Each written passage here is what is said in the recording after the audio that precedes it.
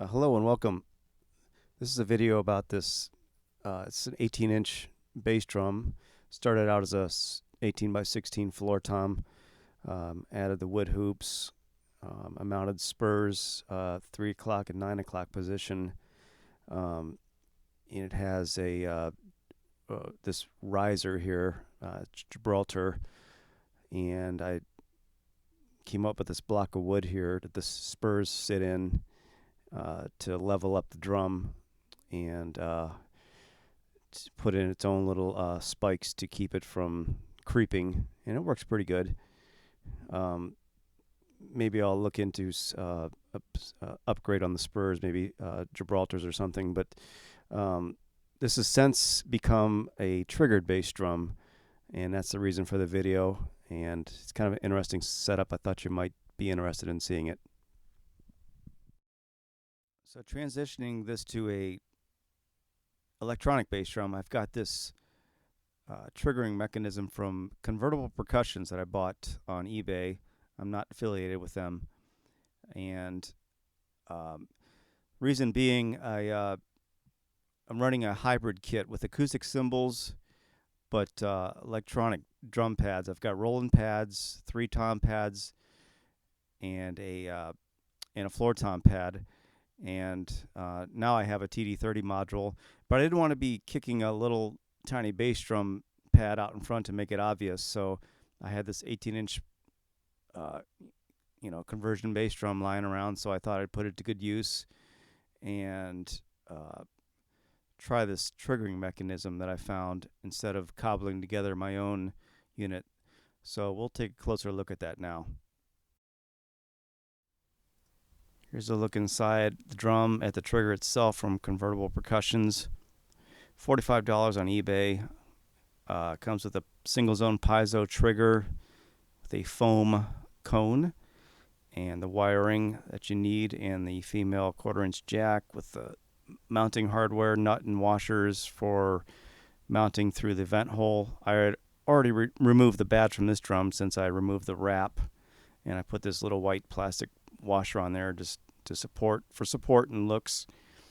You can see this channel here through the bracket offers, you can really adjust this thing, and this threaded post here has a lot of travel up and down for various size shells. This mounting bracket came with 4 holes, but they didn't match up with these 2 mounting holes for the lug, so I had to drill an extra hole down here, and if you look closely, I misdrilled a few times because I was in a hurry.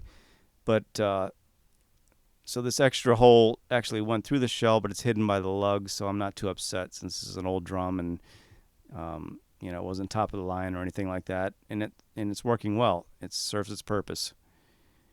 And the instructions say to mount this thing so that the tip of the cone is 1/8 of an inch below the playing surface, and I'm barely at 1/8 of an inch, but I'm getting great performance, so I'm not going to adjust it.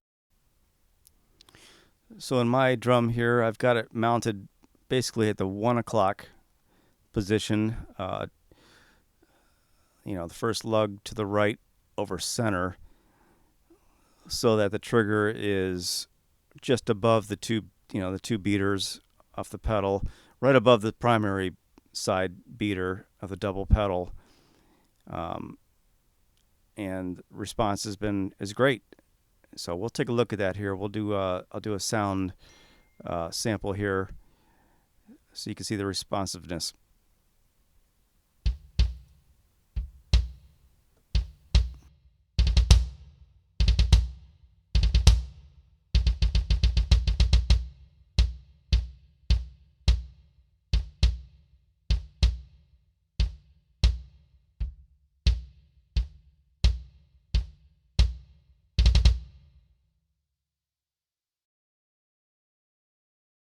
So I'm outfitted with a acoustic drum head here. I've got a Aquarian Performance 2 with the Evans patch and a Remo muffle, which is like an Evans EMAD. I'm really trying to eliminate head vibrations here. I've even got a pillow in there, obviously, which is kind of tied down.